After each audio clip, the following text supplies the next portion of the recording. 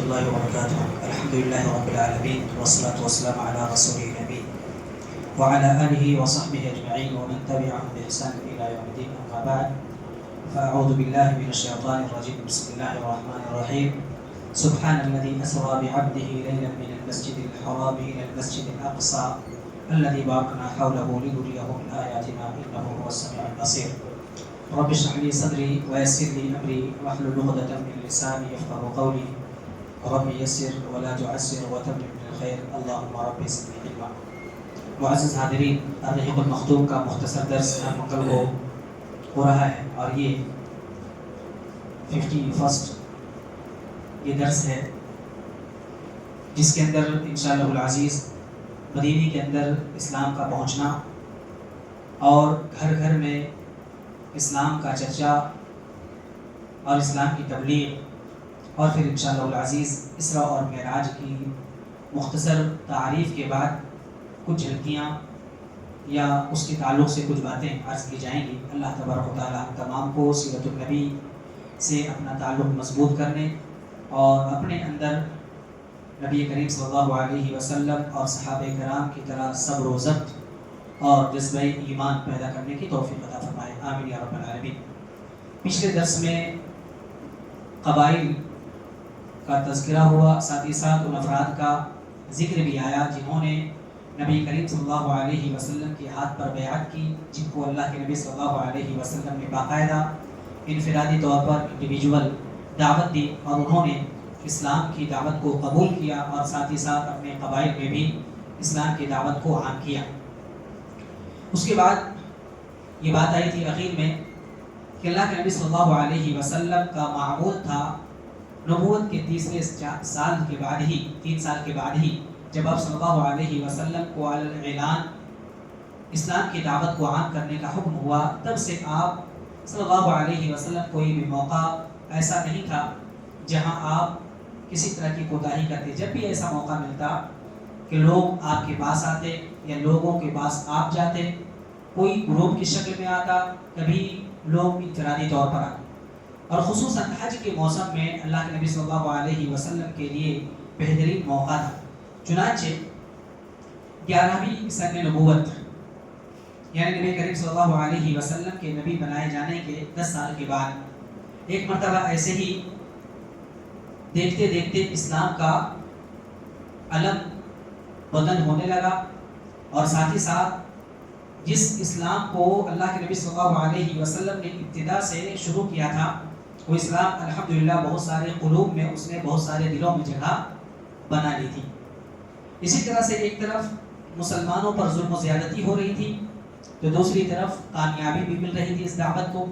اسی موقع سے اہل مکہ نے نبی کریم صلی اللہ علیہ وسلم کو جھٹلانے اور لوگوں کو اللہ کی راہ سے روکنے کا جو بیڑا اٹھایا تھا اس میں کوئی کمی نہیں تھی.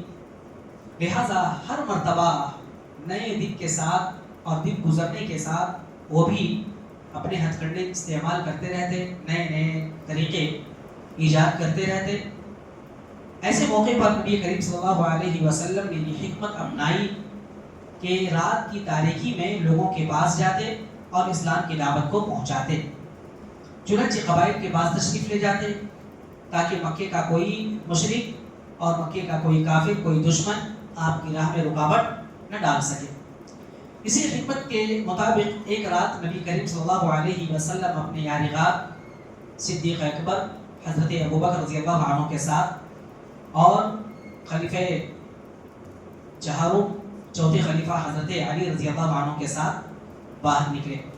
بنو زحل اور بنو شیبان بن ثعلبہ کے خیموں سے گزرے، ان سے اسلام کے بارے میں بات چیت کی. انہوں نے ایسی باتیں کی جن سے اللہ کے نبی صلی اللہ علیہ وسلم کی امید اور بڑھ گئی، لیکن اسلام انہوں نے قبول کرنے کا حتمی فیصلہ نہیں کیا کہ ہم اسلام قبول کرتے ہیں، لیکن امید بندھی کہ ایسے لوگ بھی ہیں جو اسلام کو قبول کرنے کے لیے وہ انٹرسٹڈ ہیں.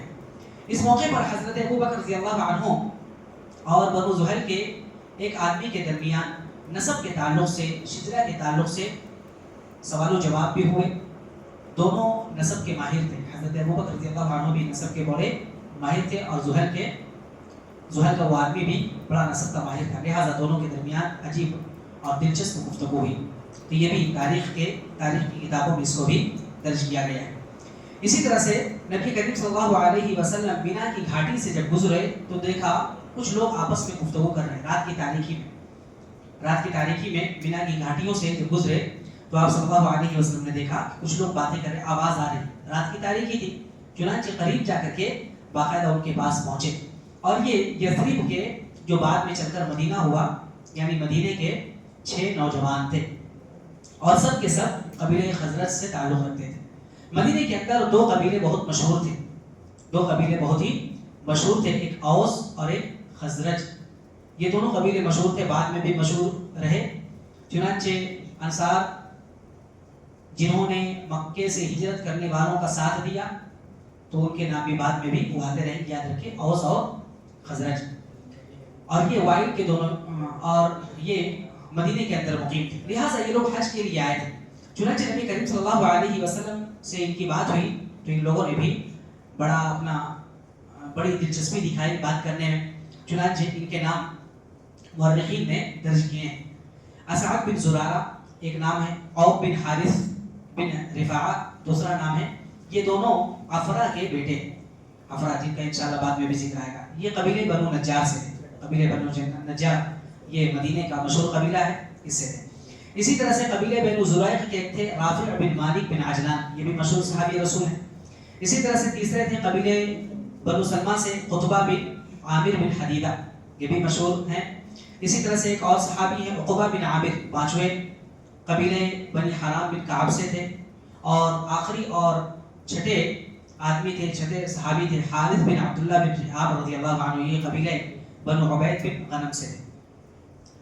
یہ اہل یثرب کے لیے, اہل مدینہ کے لیے بڑی خوش قسمتی اور سعادت مندی کی بات تھی کہ وہ اس بارے میں پہلے سے جانتے تھے کہ ایک نبی پیدا ہونے والا ہے, ٹھیک ہے, اور ان کی دعوت یہ ہوگی. اصل میں وہ لوگ مدینے میں رہتے تھے تو مدینے کے اندر یہودی بھی بسے ہوئے تھے, اور خصوصاً ان کے 3 قبیلے بھی بعد میں انشاءاللہ آئیں گے, بنو قینقاع, بنو نذیر, بنو قریظہ, یہ 3 نام ہیں یہودیوں کے قبیلے کے.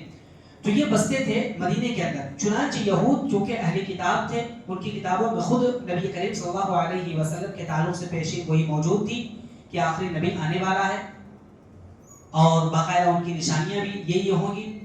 بس یہی نہیں بلکہ وہ لوگ یہود جب ان سے لڑائی ہوتی تھی اوس خزرج والوں سے, تو وہ لوگ باقاعدہ ان کو دھمکی دیا کرتے تھے کہ ہم سے لڑائی کرتے ہو, ان قریب ایک ایسا نبی آنے والا ہے کہ ہم ان کے اوپر ایمان لائیں گے اور ان کے ساتھ مل کر تم لوگوں کو قتل کریں گے, آج کی طرح تمہیں قتل کریں گے. تو رسول اللہ صلی اللہ علیہ وسلم نے ان سے پوچھا, جب ان سے بات ہوئی تو پوچھا کہ یہ بتاؤ کہ آپ کون لوگ ہوں. تو انہوں نے کہا کہ ہم مدینے سے آئے ہیں اور ہم خزرج سے تعلق رکھتے ہیں, باقاعدہ قبیلے کا نام وہ لوگ لیا کرتے تھے. تو نبی کریم صلی اللہ علیہ وسلم فوراً پہچان گئے, کیونکہ نبی کریم صلی اللہ علیہ وسلم کو اللہ تعالیٰ نے دعوت اسلام دے کر بھیجا تھا, تو بہت ساری چیزیں بھی بتائی تھیں. تو کہا اچھا تو تم یہود کے حلیف ہو, یعنی یہود کے پارٹنر ہو, اگر جنگ کرو گے تو ساتھ میں مل کر کرو گے, اگر دفاع کرو گے تو ساتھ میں مل کر. انہوں نے کہا ہاں. تو کہا پھر کیوں نہ ہم تھوڑی دیر بیٹھ جاتے ہیں, بات چیت کرتے ہیں. تو وہ لوگ بالکل آسانی سے مان گئے. اور یہ یاد رکھیں کہ مدینے کے لوگ انصار جو ہیں ان کے دل میں نرمی بھی, ابھی بھی آپ جائیں گے تو نرم دل ہیں وہ لوگ. ان کے مقابل میں مکے کے لوگ سخت دل ہیں, ان کے الفاظ بھی سخت ہوتے ہیں, ان کے جملے بھی سخت ہوتے ہیں, مزاج میں بھی کرختی اور سختی پائی جاتی ہے, جبکہ مدینے کے اندر بالکل نرمی پائی جاتی ہے, ٹھیک ہے. اور یہ بتاتے ہیں کہ وہاں کی آب و ہوا بھی ایسی ہے. اور یہی وجہ ہے کہ اگر نوتی کی بات کی جائے تو اگر قرآن کریم میں ہم دیکھیں گے کچھ مکی صورتیں ہیں, کچھ مدنی صورتیں. مکی صورتوں کے اندر اللہ تبارک و تعالیٰ نے انہی کے مزاج اور انہی کی طبیعت کی باتیں کی, یعنی سخت الفاظ استعمال کیے اور بھاری بھرکم مشکل الفاظ بھی. جبکہ مدنی صورتوں میں چونکہ مدینے والوں سے اللہ رب العالمین مخاطب ہے, لہٰذا ان کے لیے بالکل نرم الفاظ بھی ہیں, ورڈز بھی ہیں. تو نبی کریم صلی اللہ علیہ وسلم نے ان سے کہا تھوڑی دیر بیٹھتے ہیں. انہوں نے دلچسپی دکھائی اور کہا ٹھیک ہے بیٹھتے ہیں. چنانچہ آپ صلی اللہ علیہ وسلم نے ان کے سامنے اسلام کی حقیقت بیان کی, اسلام کی دعوت پیش کی, جیسا کہ آپ اور بھی وفد کے ساتھ اور لوگوں کے ساتھ کیا کرتے تھے.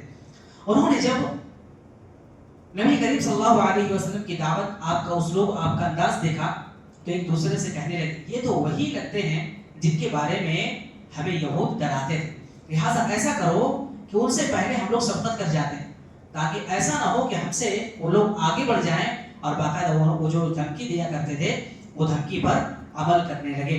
تو چنانچہ وہ لوگ فوراً 6 کے 6 لوگ فوراً اسلام قبول کر لیتے ہیں اور مسلمان ہو جاتے ہیں۔ یہ ان کو عقلاء الرجال کہا جاتا ہے، مدینے کے عقلاء الرجال یعنی مدینے کے عقل مند لوگ، ٹھیک ہے۔ ان کے درمیان باقاعدہ یہ جنگ بھی چل رہی تھی، اور ان کے درمیان جو مدینے کے اندر جنگ چل رہی تھی جس کی وجہ سے ایسا لگ رہا تھا کہ اب وہ اس دعوت کے ذریعے سے، اور اسلام کی دعوت جب پیش کی اللہ کے نبی صلی اللہ علیہ وسلم نے اس کی خوبیاں بھی بیان کی کہ یہ بھائی بھائی بنا دیتا ہے، محبت پیدا کرتا ہے، اللہ رب العالمین نیکی کا حکم دیتا ہے، برائی سے روکتا ہے، ظلم سے روکتا ہے، تو انہوں نے سوچا کہ اپنی قوم کو اس حال میں چھوڑ آئے ہیں کہ ان کے اندر عداوت ہے، دشمنی ہے۔ اور یہ یاد رکھیں اوس اور خزرج یہ دونوں قبیلے ایک ہی باپ سے نکلے ہوئے تھے، اس کے باوجود ان دونوں کے درمیان رنجش چلتی تھی، ان دونوں کے درمیان ہمیشہ دشمنی اور لڑائی چلتی تھی۔ چنانچہ لوگوں نے کہا کہ ہم تو ایسی حالت میں چھوڑ آئے ہیں کہ ان کے درمیان عداوت ہے، دشمنی ہے، نفرت ہے، لہٰذا امید ہے کہ اللہ کے رسول صلی اللہ علیہ وسلم سے کہا آپ نے جو دعوت پیش کی ہے، اس دعوت کے ذریعے سے اور اس تحفے کے ذریعے سے اللہ رب العالمین ایک کر دے گا، اتحاد پیدا کر دے گا، اور یقیناً اسلام اتحاد کے لیے آیا ہے۔ چنانچہ ان لوگوں کو آپ صلی اللہ علیہ وسلم کے مقصد کی طرف کہا کہ ہم بلائیں گے، اور ہم نے جو دین، ان لوگوں نے وعدہ کیا ہم نے جو دین قبول کیا ہے، جو رحمت والا دین ہے، جو محبت والا دین ہے، لہٰذا ان کے اوپر بھی پیش کریں گے۔ لہٰذا اللہ کے رسول صلی اللہ علیہ وسلم اگر اللہ نے آپ پر ان کو یکجا کر دیا تو پھر آپ سے بڑھ کر کوئی اور معزز نہ ہوگا، یعنی اس دعوت کی وجہ سے اور آپ کی وجہ سے ہوں گے تو آپ بھی رسپیکٹڈ ہوں گے ہمارے نزدیک۔ اس کے بعد یہ لوگ حج ختم ہوا تو مدینے کو روانہ ہو گئے۔ لہٰذا جب مدینے کو گئے یہ لوگ تو باقاعدہ اسلام بھی ان کے ساتھ گیا، اور الحمدللہ ہر گھر میں اسلام کا چرچا، اور اسی طرح سے رسول اللہ صلی اللہ علیہ وسلم کی بات ہونے لگی۔ یہ 11ویں نبوت کی بات ہو رہی ہے۔ اسی سال ایک اور واقعہ، بڑا واقعہ پیش آیا، وہ کیا ہے؟ حضرت عائشہ رضی اللہ عنہا سے نکاح۔ اسی سال شوال کے مہینے میں تقریباً 8-10 مہینے گزرنے کے بعد، یہ حج کا مہینہ گزرا اور 8-10 مہینے کے بعد حضرت عائشہ رضی اللہ عنہا سے نکاح ہوا۔ اس سے پہلے حضرت سودا رضی اللہ عنہا سے نکاح ہوا تھا حضرت خدیجہ رضی اللہ عنہا کے انتقال کے بعد۔ تو رسول اللہ صلی اللہ علیہ وسلم سے حضرت عائشہ رضی اللہ عنہا کا نکاح ہوتا ہے۔ اس وقت حضرت عائشہ رضی اللہ عنہا کی عمر صرف 6 برس تھی، اور جب رخصتی ہوئی تو ہجرت کے پہلے سال یعنی 3 سال کے بعد رخصتی ہوئی، اس وقت حضرت عائشہ رضی اللہ عنہا کی عمر 9 سال ہو چکی تھی اور وہ بالغہ ہو چکی تھی۔ لہٰذا ان پر جو اعتراض کیا جاتا ہے، یہ بچی نوعمر کی بچی سے نکاح ہوا، انشاءاللہ العزیز وہ بعد میں اس کے جوابات اور اعتراضات کے جواب بھی دیے جائیں گے۔ اب اسی سال چونکہ اسراء اور معراج کا واقعہ بھی پیش آیا۔ اسراء اور معراج کیا ہے؟ اسراء اصل میں کہتے ہیں، عربی کا لفظ ہے، دونوں عربی کے الفاظ ہیں۔ اسراء کہتے ہیں رات میں چلنے کو، اور معراج کہتے ہیں چڑھنے کو، اسی سے سیڑھی کو بھی، سیر کو بھی کہا جاتا ہے معراج۔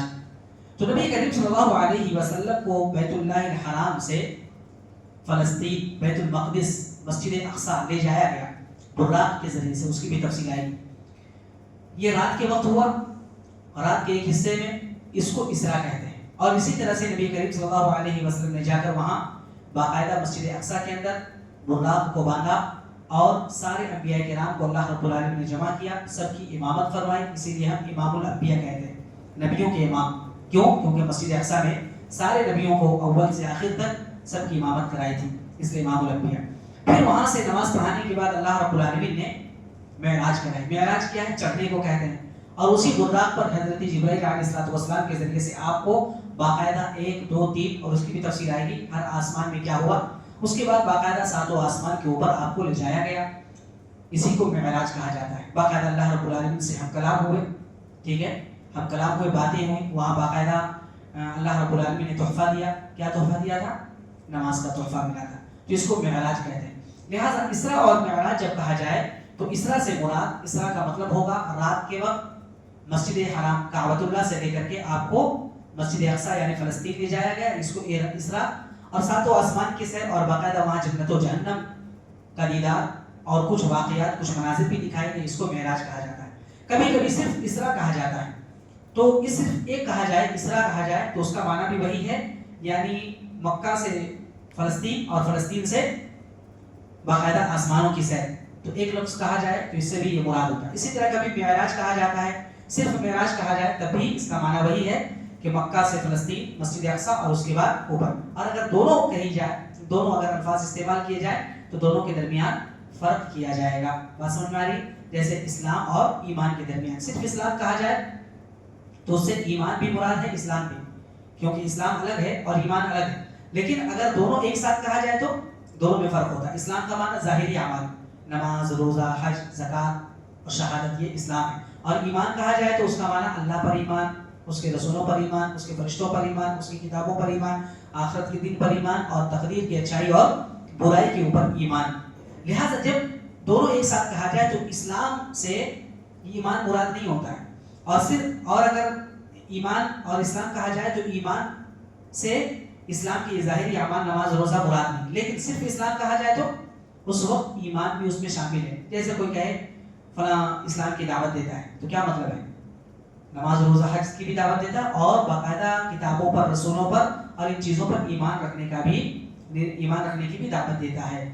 اسی طرح صرف ایمان کہے کہ فلاں ایمان والا ہے, تو کیا مطلب وہ نماز, روزہ نہیں پڑھتا, روزہ نہیں رکھتا؟ نہیں, سب کچھ کرتا ہے. تو لہٰذا اگر صرف ایک استعمال ہو تو دونوں اس کے اندر معنی پائی جاتے ہیں, اور دونوں اگر ایک ساتھ استعمال ہو تو دونوں الگ الگ استعمال ہوتے ہیں.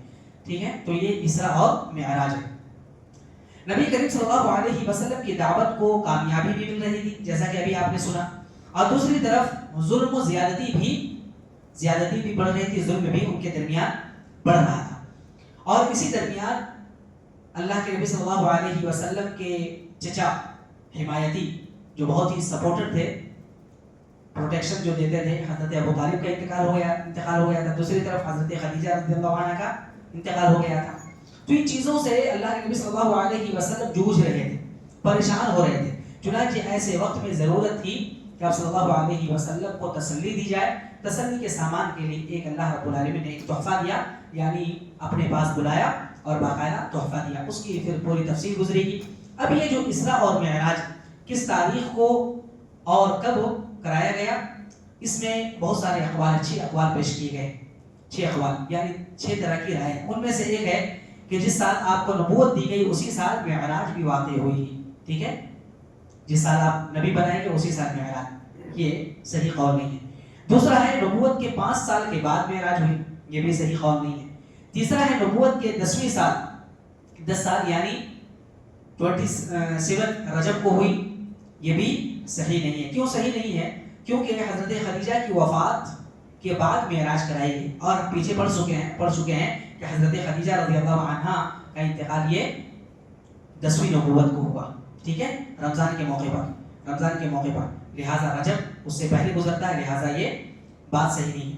اسی طرح سے یہ بات بھی بالکل واضح ہے کہ نماز کب فرض ہوئی؟ معراج کی رات ہوئی, ہے نا, جب اللہ کے نبی صلی اللہ علیہ وسلم آسمانوں کی سیر کر رہے تھے. لہٰذا جب یہ معلوم ہے نماز اس وقت فرض ہوئی تو معراج بھی اسی وقت ہوئی, لہٰذا یہ تینوں اقوال درست نہیں. اسی طرح سے چوتھا قول ہے ہجرت سے 16 مہینے پہلے, یعنی نبوت کے 12ویں سال ماہ رمضان میں ہوئی, بالکل قریب ہجرت سے. اسی طرح سے ایک اور قول ہے, 5واں قول ہے کہ ہجرت سے 1 سال 2 ماہ پہلے, 2 مہینے پہلے, یعنی نبوت کے 13ویں سال محرم میں ہوئی. اسی طرح سے چھٹا قول ہے ہجرت سے 1 سال پہلے, یعنی نبوت کے 13ویں سال ماہ ربیع الاول کے مہینے میں یہ معراج ہوئی. تو یہ مطلب ہوا کہ حضرت خدیجہ رضی اللہ عنہ کی وفات کے بعد نبوت کے 10ویں سال ماہ رمضان میں حضرت خدیجہ کی وفات ہوئی تھی. لہٰذا یہ نہیں کہا جا سکتا کہ اس سے پہلے معراج ہوئی. معراج کا زمانہ اس کے بعد کا ہوگا, اس سے بالکل انکار نہیں کیا جا سکتا. پھر اس کے بعد 3 اقوال جو بعد میں پیش کیے گئے ہیں, ان میں کیا ہے, کسی کو کسی پر ترجیح دینے کے لیے کوئی دلیل نہیں ملتی کہ پہلے یہ ہوا, پہلے وہ ہوا. لہٰذا اگر دیکھا جائے سورہ اسراء جو 15ویں پارے میں بنی اسرائیل کے نام سے, اور سورہ اسراء بھی اس کو کہا جاتا ہے, تو جب اس کو پڑھتے ہیں اور باقاعدہ اس میں اس کے انالائزس کرتے ہیں, باقاعدہ اس کا تجزیہ کرتے ہیں, تو معلوم ہوتا ہے کہ مکی دور کا یہ بالکل آخری دور ہوگا, مکی دور کا آخری دور ہوگا. اسی طرح سے جو اقوال پیش کیے گئے ہیں محدثین نے, اور اسی طرح سے جو اسلاف نے قول پیش کیے ہیں, تو صحیح قول کے مطابق رسول اللہ صلی اللہ علیہ وسلم کو جو معراج ہوئی ہے وہ باقاعدہ جسم کے ساتھ آپ کو ہوئی, اور بالکل اخیر میں اس لیے ہم کہتے ہیں کہ 11ویں نبوت کو یعنی نبی کریم صلی اللہ علیہ وسلم کے نبی بنائے جانے کے 11ویں سال کے بعد معراج ہوئی. انشاءاللہ العزیز اس کی پھر تفصیل آئے گی کہ کیسے معراج کرایا گیا اور کہاں کہاں آپ گئے, کیا کیا دیکھا, کن کن سے ملاقات ہوئی. انشاءاللہ العزیز اگلے درس میں ہم دیکھنے کی کوشش کریں گے. اللہ سبحانہ وتعالیٰ سے دعا ہے رب کریم ہم تمام لوگوں کو نبی کریم صلی اللہ علیہ وسلم کی سیرت پڑھنے, آپ صلی اللہ علیہ وسلم کی زندگی سے سیکھنے اور دوسروں کو بھی اس سیرت کے تعلق سے بتانے کی توفیق عطا فرمائے. آمین یا رب العالمین. سبحانک اللہم و بحمدک اشہد ان لا الہ الا انت استغفرک و اتوب الیک. وصلی اللہ علی نبی الکریم. السلام علیکم ورحمۃ اللہ وبرکاتہ.